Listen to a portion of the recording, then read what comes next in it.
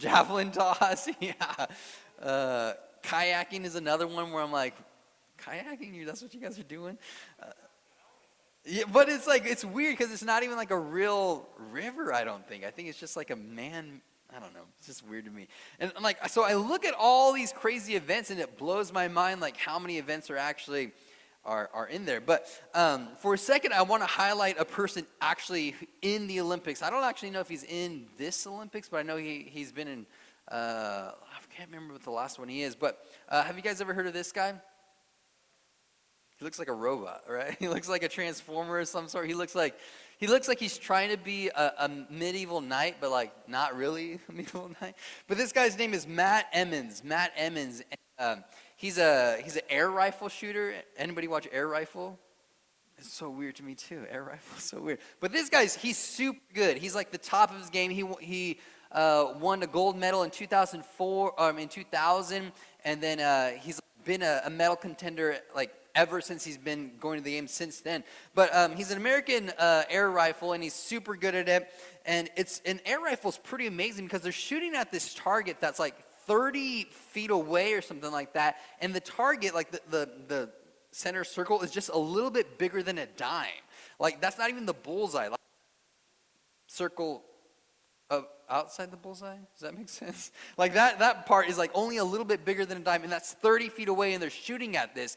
And like, they're all hitting their marks pretty well. But this guy is super interesting because, again, he's like at the top of his game. He's doing like, he's the best at his sport. But in 2004, he was like murdering everybody in the competition. He was just like so far ahead of everybody. And it comes to the last round, and basically no one can catch up to him at this point. Like, it's his last round, and all he has to do is hit the target. That's literally all he has to do. He can hit the outer edge of it. He can barely nick it. He can do all those things, and he wins. No one can catch up to him. And so he's lining up his shot, and he's like, that's what it sounds like. Like, it's not even like a big bang or whatever. It's like, and like so he shoots it off, and then the judges, like, they have like a little reader marker of like where they hit the target or whatever. That's probably what he's looking at right there. But like the reader didn't read his shot. And so he's like, that's so weird. Like, he's like, it's not uncommon that a shot doesn't get read, but he's like, man, like, you get kind of nervous. Your shot's not read. What happened? So the judges are like, what's going on too? So they go out to his target, and they're like, okay, the reader didn't read the shot. Where did it actually hit? And they're looking for his shot, and they can't find it. He's like, I know, it wasn't like it didn't shoot anything, because I saw it, I saw it hit the target. Why is it not reading? Why aren't they finding it on my target? It turns out that he's in lane 3, but he was aiming in lane 2. So when he shot his shot, he was off by 1 lane, and he ended up hitting like the bullseye in lane 2 and missing his target in lane 3. And so it's this crazy story of this guy being ahead of everybody, and like no one can catch him, and all he has to do is hit the target, and the thing that he can't do is miss. And that's what he ends up doing. And so he misses his whole target because he's aiming not in his lane, but in someone else's lane. And if you can imagine, that's got to be like the worst feeling in the world. It's not like you had a bad shot. It's not like something went wrong. Everything was right. He was just aiming in the wrong place. I mean, get in the headspace of that, of like, okay, I'm going to win a gold right here. No one can touch me. I'm winning in everything that you can think of. But yet, at the very end, you make a bullseye on the wrong target. That's crazy to me. It's nuts. It's got to be so frustrating. Like, you're winning at a game, but then you ultimately win at something that doesn't matter because it was in the wrong target. So he went from being first down to 8th. He barely finished in the top 10. He didn't place anything. He barely finished in the top 10. And when I think about this, when I think about him, winning everything, but at the end he realized that he actually loses because he's aiming at the wrong target, it kind of leads me back to where we left off last week in this series, Not a Fan.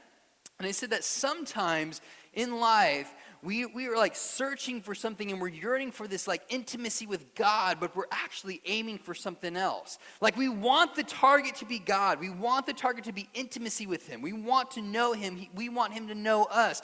But in the mix of that, of trying to get there, we find ourselves aiming at something completely different and ultimately losing that game. And so we're in the middle of this series of Not a Fan, and we've been defining, like, what does it mean to be a fan of Jesus versus a follower of Jesus? And we've said this a few different ways. We've said, listen, what does it mean to be a disciple versus Christian? Because a Christian can be anything you want it to be. You can define it however you want. A Christian can do whatever it is and hide behind the title Christian. And Christian, again, is one of those things that's not found in the Bible. And that's why you can define it as anything. Christian isn't found in the Bible, but the thing that is disciple. And that's something you just can't hide behind, because disciple is something that's so clearly defined, that it's a follower. That it's asking is you're not just a fan of Jesus, but you're actually a Jesus follower. Or more intently, it's like, do you know stuff about Jesus, or do you actually know him? And again, there's this intimacy there. There's this relationship aspect of it. And we're really diving into what it means. Like, what's that dividing line of just being a follower versus a fan? What's the difference between being a disciple and a Christian? And this dividing line is always going to be intimacy. How close you are to the actual thing, and what's that relationship look like? Because intimacy means that you're letting Jesus in to disrupt your life. You're letting God in to do something that you've never done before. And this is the thing with Christians, is that Christians will say, yeah, I'm following God, but the disruption of God coming in and doing something in there doesn't happen that often. We only do it until it feels uncomfortable, and then we'll back off a little bit. And so this question of, am I following, am I a disciple, or am I just a Christian? Am I just a fan? That's a big question for us. Because again, when we that section of being a disciple, a Jesus follower, that interruption comes into our life, and now we're asking the question of, okay, it's not just how I would do things, but God, how would you do things? When it comes to these situations, when it comes to this particular topic, how would you do things? Because that's how I want to do them. How would you handle these situations? How would you handle, relationships or gossip or school or careers and all that? How would you handle that? Because that's how I want to handle it. And that's really a dividing line with be a disciple, what it means to be a follower of Jesus. Because on the other hand, Christians will say, that, you're like, God, what would you do in this situation? That's what you would do? Okay, I think I'll just try this for a bit. This worked out one time, so I'm going to try it for myself. Hey, God, how would you handle this? That's a little uncomfortable. I think I'll just do something else. That's what a Christian does. They hide behind this idea of what it means to be a Christian, but they don't actually follow it. Nothing interrupts their life. Where a disciple, everything interrupts their life.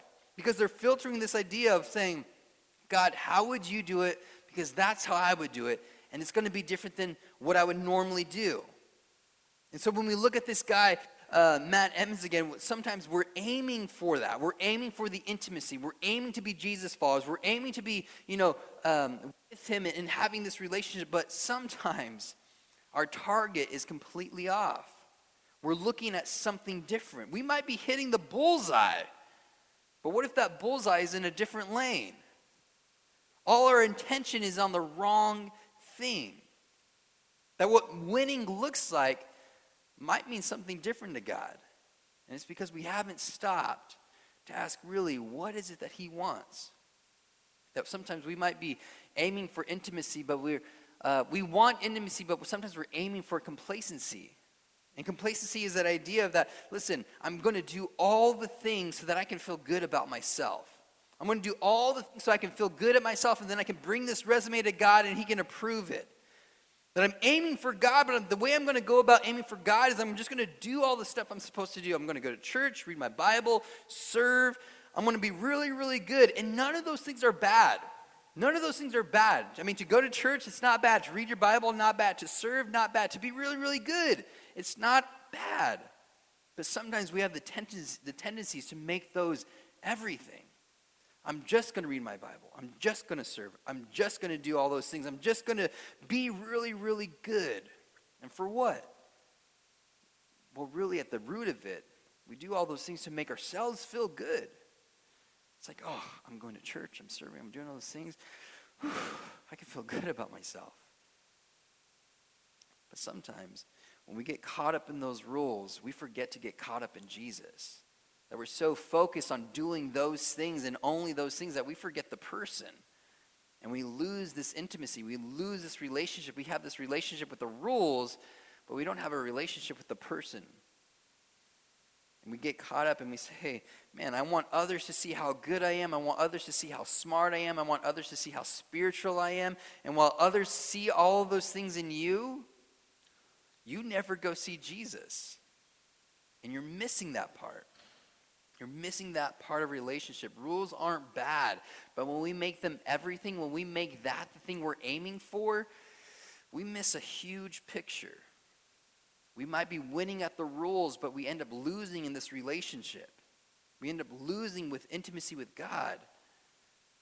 But there's still that question, though. It's like, then why are there all these rules? Why do we tend to lean towards that way? If we want intimacy with God, if we want to be close to Him, why is it our natural tendency then to just go to the rules and invest everything in that? I got to be good. I got to serve. I got to do. Like, that's what I know what it looks like. So why do we invest in that? Why is that the route that we tend to go to? And I got to tell you, the first thing, why we tend to go to the rules is because it's just easier. I mean, think about this for a second. How many people in your life are easy?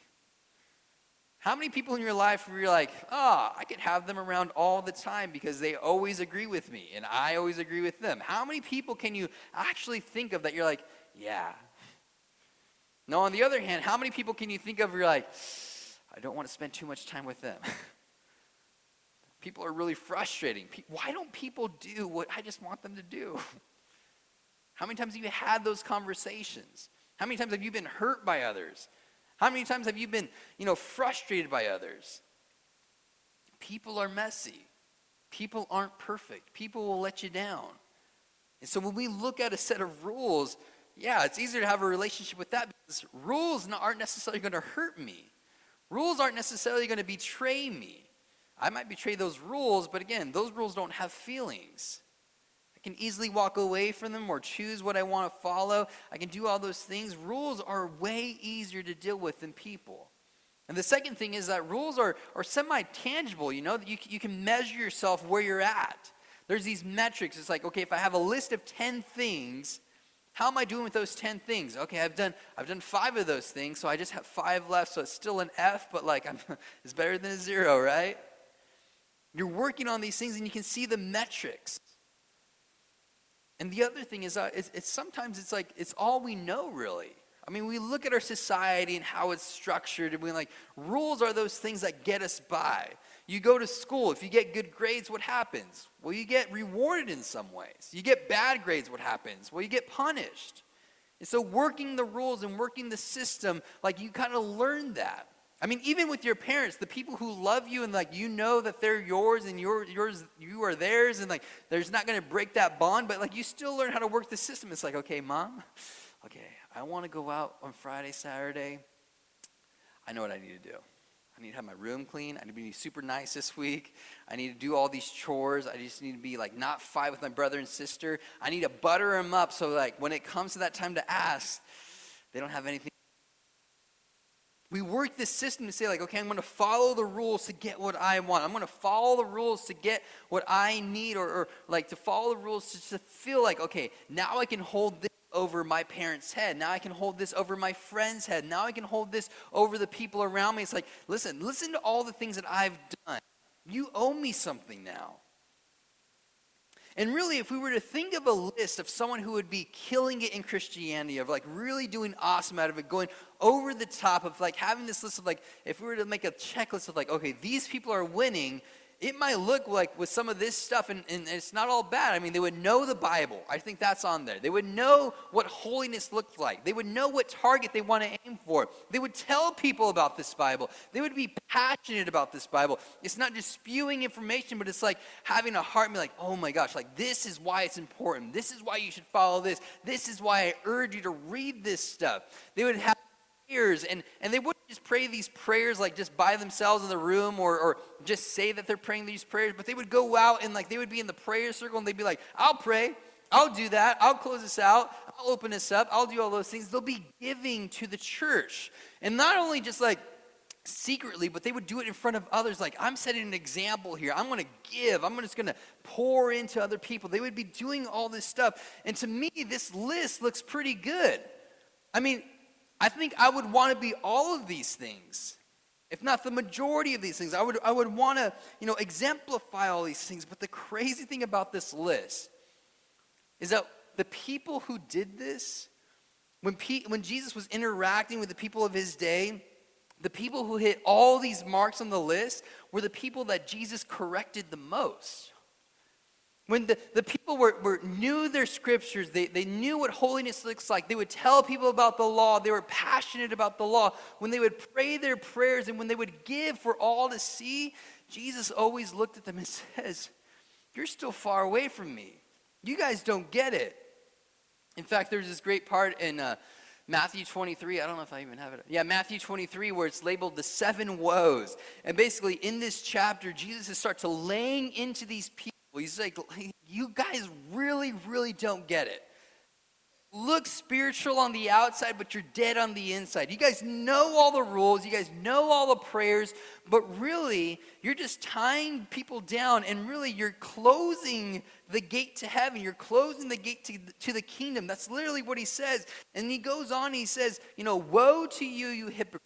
Woe to you, you hypocrites. Woe to you, you hypocrites. Woe to you, you hypocrites. And he calls them fools, and he calls them you blind guides, you whitewashed tombs. And the whitewashed tombs is just the idea of that, you have these beautiful things, like it looks so pretty on the outside, but on the inside, it's just rotting carcasses.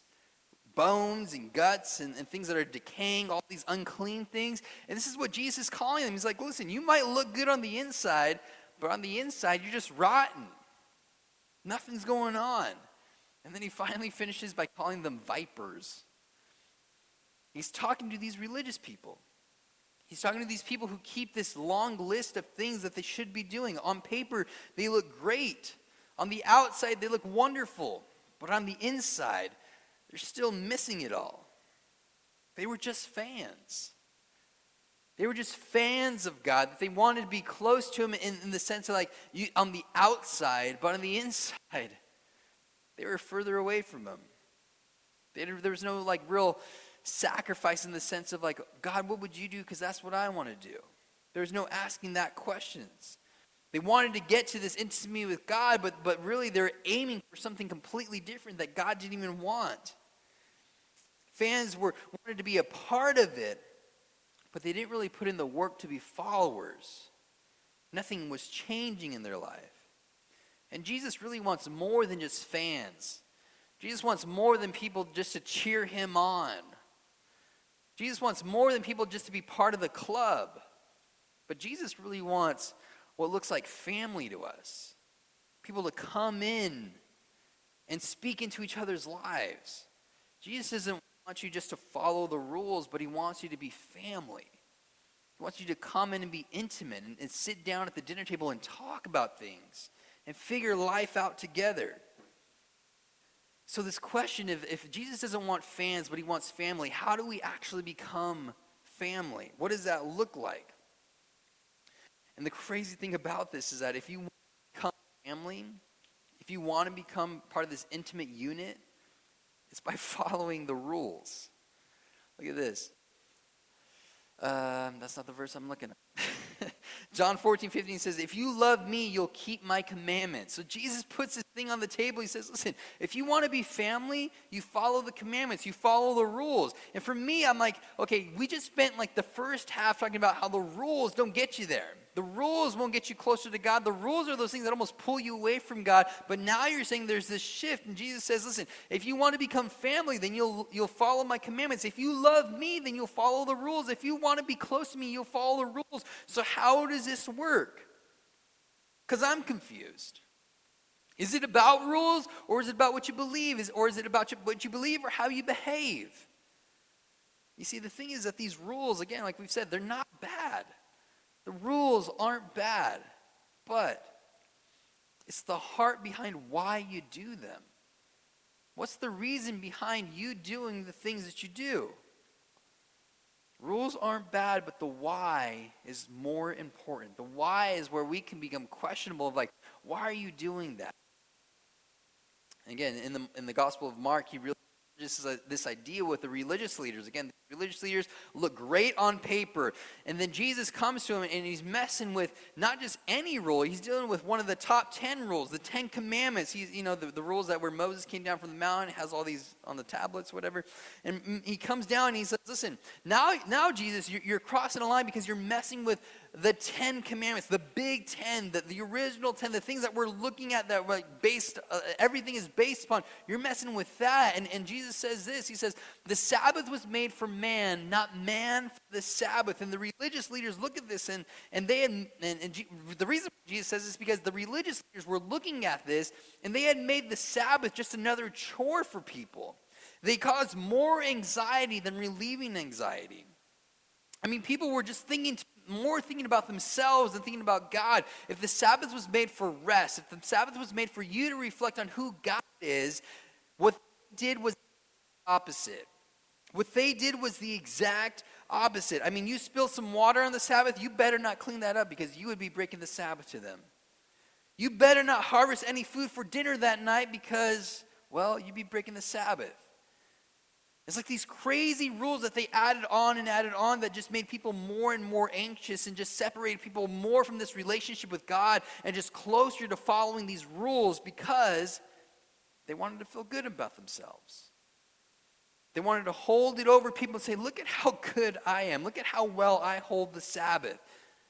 But then Jesus comes in the picture and he says this: "The Sabbath was not made for man, but man for the Sabbath." And what Jesus was saying is like, listen, I made these rules for you. God doesn't need you to follow these to make him feel good. God made these rules so that you would benefit for them, not for him to benefit. God doesn't need anything from us. He doesn't need a fan to cheer him on. So he gives us these rules for our benefit. God doesn't need anything from us, but he does want something for us. God doesn't want anything from us, but he does want something for us. He loves us in a way that says, "I want to bring you in as family." And it's when we are family, it's like, I want the best for you, and so I'm going to create some boundaries.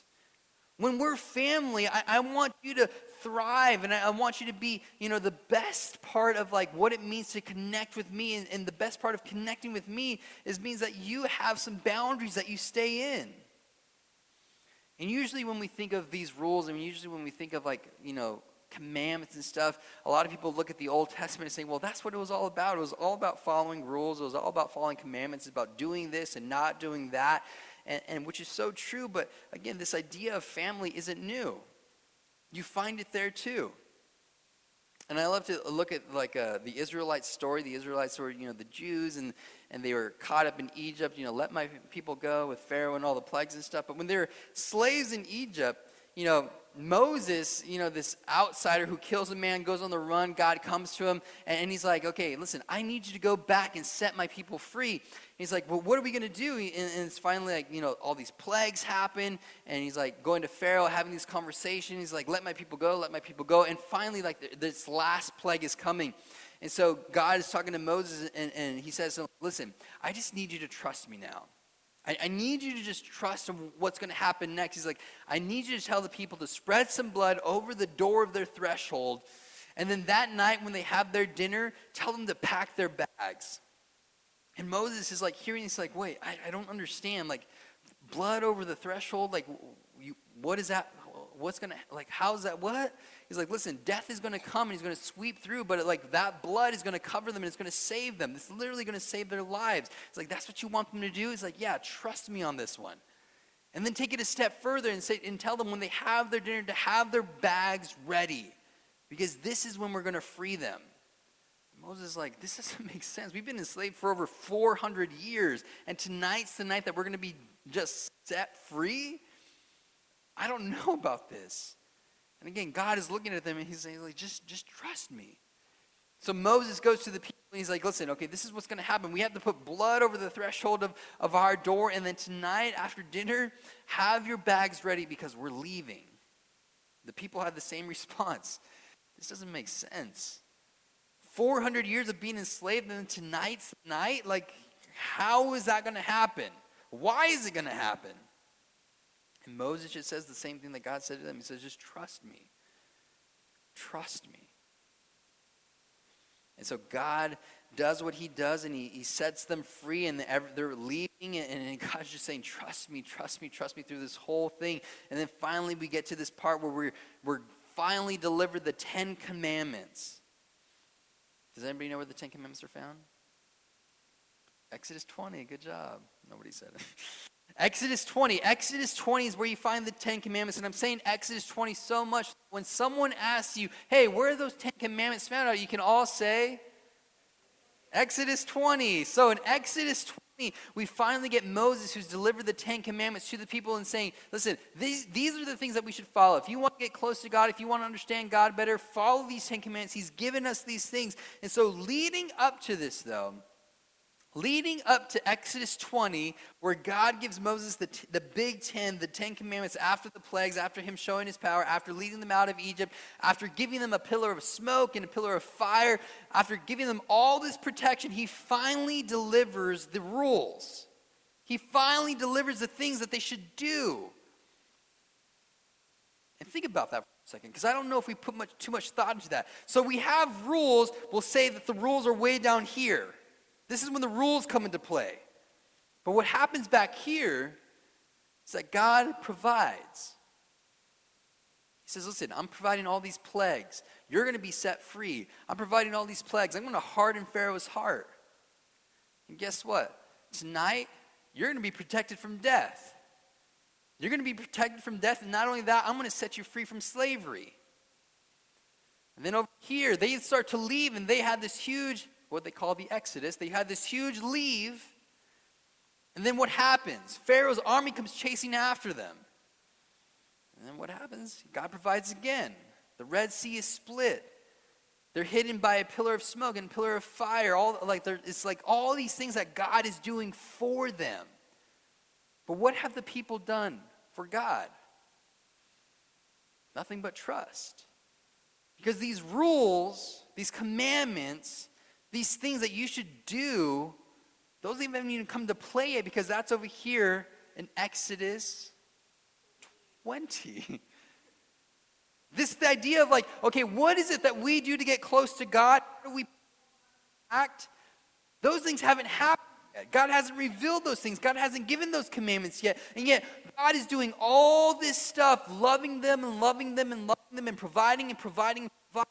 And so the question is, like, what did we do to deserve that? What did we do to deserve all this provision, God? And God would look at us and say, well, it's nothing. You didn't do anything to deserve it. I'm giving you this just because you're my family, because I'm choosing you. And it really was that God had made a choice. There's that. God had made a choice. And this is what he tells Moses. He says, listen, I will take you as my own people, and I will be your God. I will take you as my own people, and I will be your God. Listen, I'm doing all this because you're mine. The reason all this is happening is because I'm yours. It's not because of what you've done. I haven't told you what you need to do. Exodus 20 hasn't happened. 10 commandments of what you're supposed to follow hasn't happened yet. But I'm doing everything because you're mine.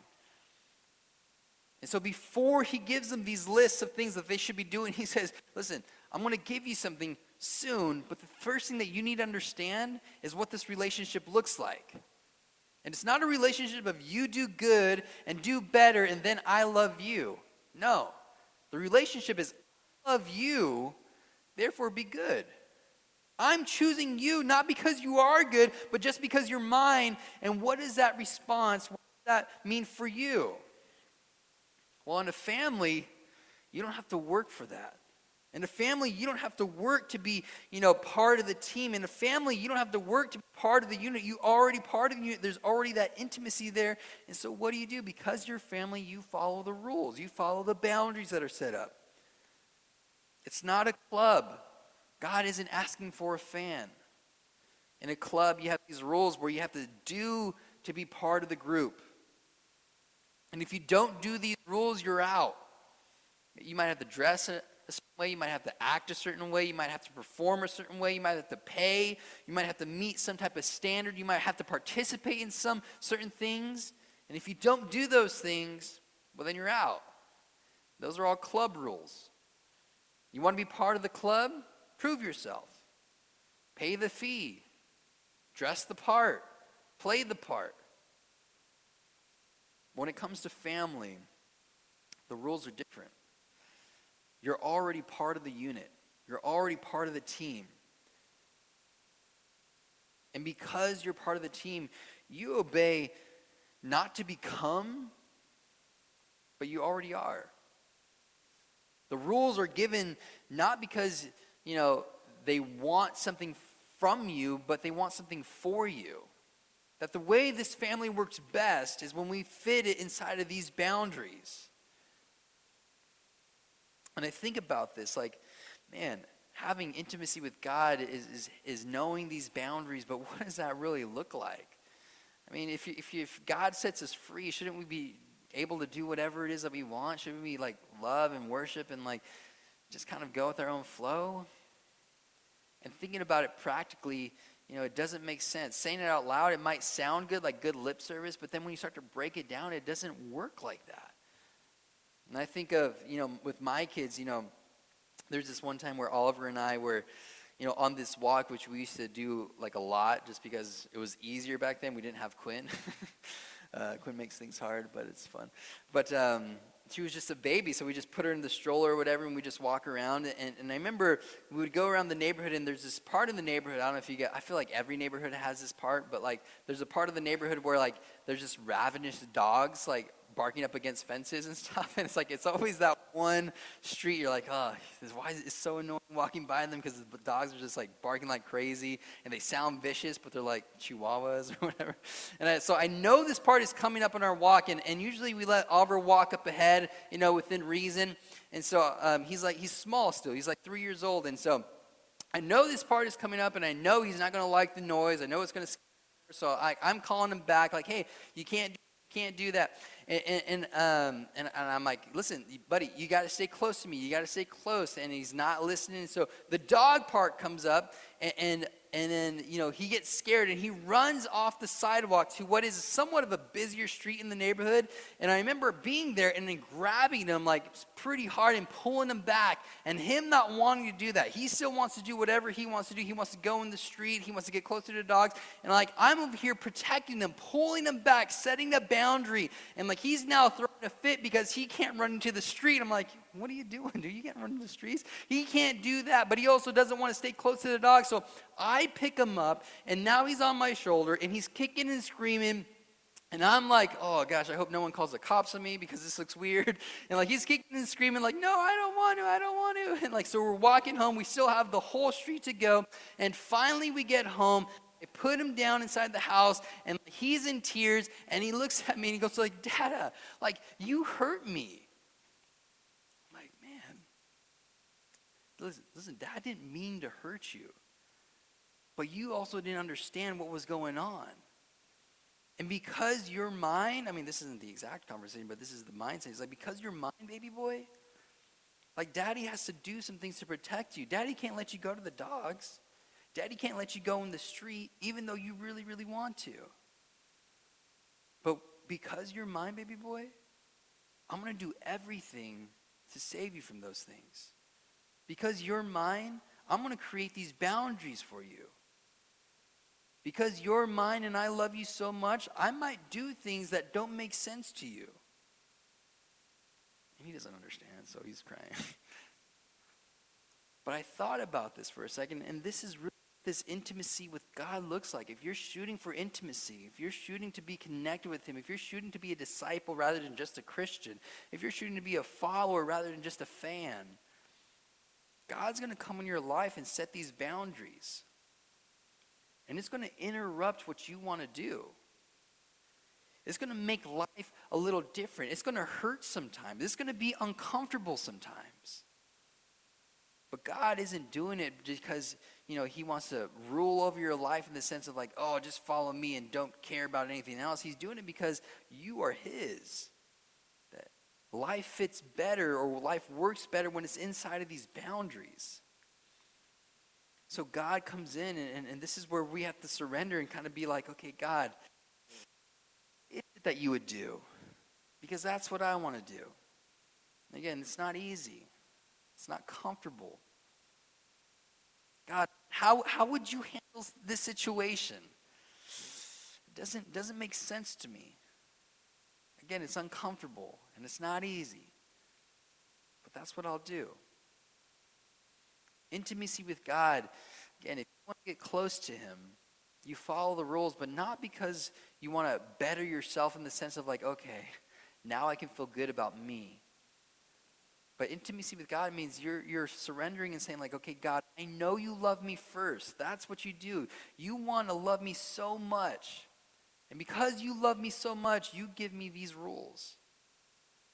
So being a better Jesus follower, being a better disciple is all about surrendering your own stuff and saying like, I'm just going to follow me feel good, to make me feel like I'm better, versus I'm going to follow these rules